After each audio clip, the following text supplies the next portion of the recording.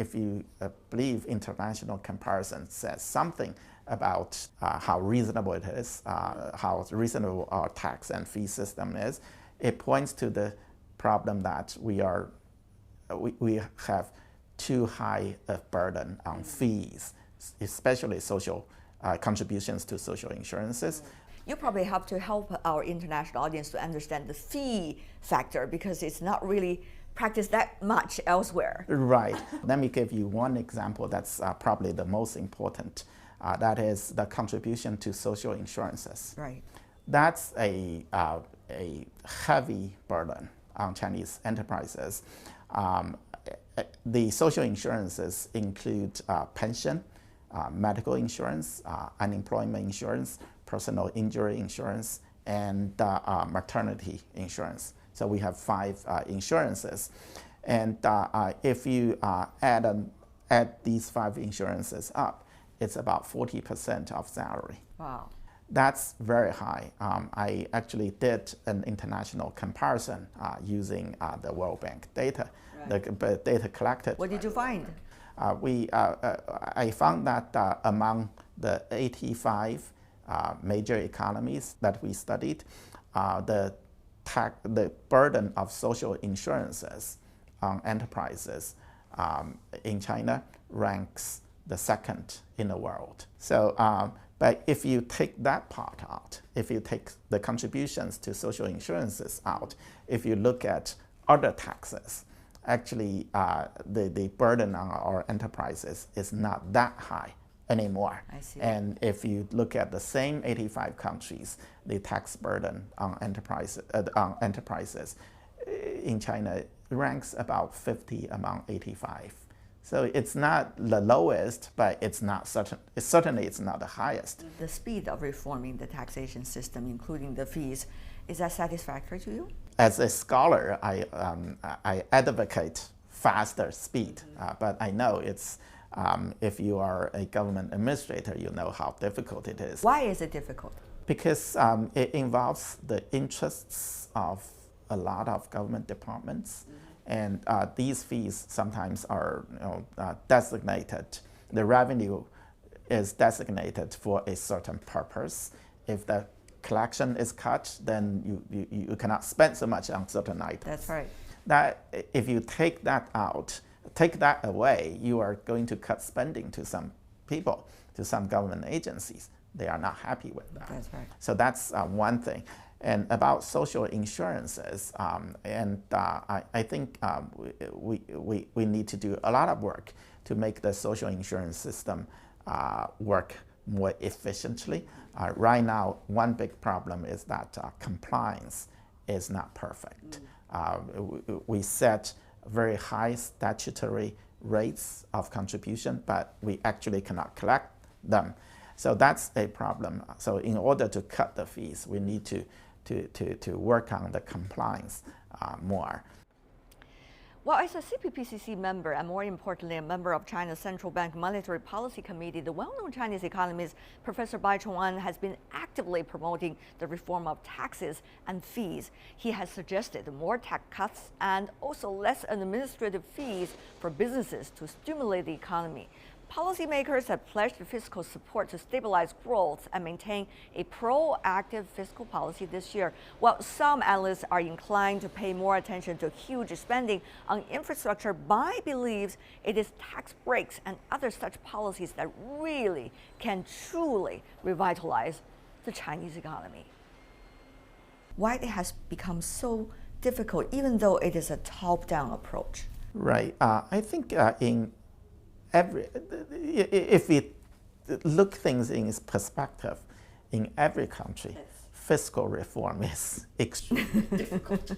Yes. And the U.S. government shut itself down because of fiscal dispute. That's right. Among different parties. So it's always a difficult situation, and no matter where.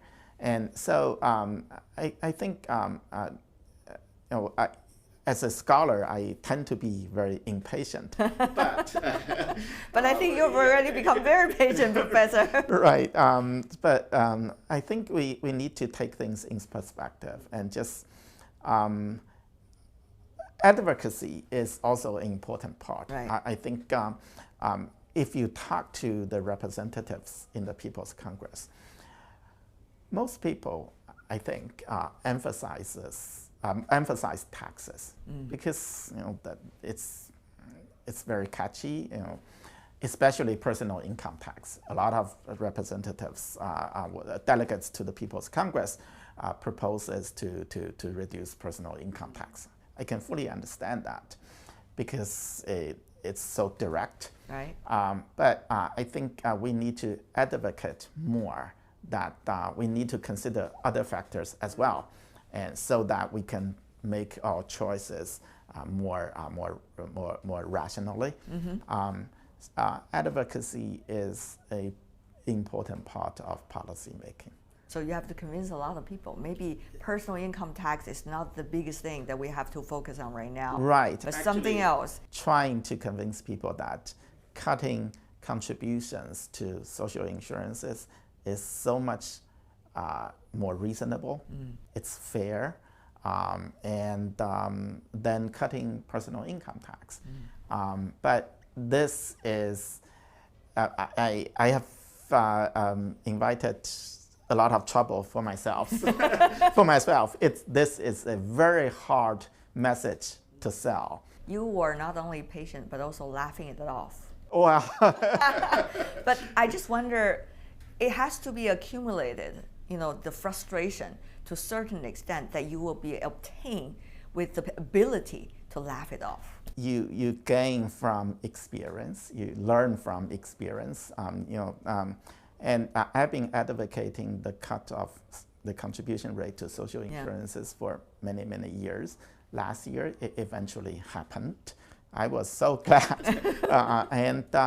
What was it like when you heard the news? Well, I was not satisfied. The cut was not big enough. That's the impatient part of me. But at least first step. Yeah, it's an important first step. And this year again, the premier in the report said that we will cut the contribution rate again. So that we are in the right direction. And so I'm very heartened by this. All right. But when you're talking about reforming the taxation and the fiscal system, you also see other countries doing similar things. Right. For example, right now, the United States, Donald Trump, once he becomes the president, what he's trying to do very clearly is to how to make U.S. business environment attractive once again. Whether you agree with what he's doing is one thing, but certainly taxation, reduction of taxation for international corporations headquartered in the United States is a big part of it. Professor Bai, will China still be competitive in that regard? The U.S. policies, not only their monetary policy, their fiscal policy as well, and their trade policy matter a lot to the world economy. Of course. And also to China. So we keep a close watch on what's going to happen, what happens, and in the U.S. We also try to forecast what will happen in the U.S. and we study their possible implications, and we try to make plans for reaction. So this what the U.S. might do can affect the competitiveness of Chinese enterprises to a significant degree, and can also affect capital flow, and which is a very important aspect for us to consider. So I think these proposals to cut costs, tax and fees for the Chinese enterprises is in the right direction, not only for domestic purposes, also for maintaining the competitiveness of Chinese enterprises in the international market.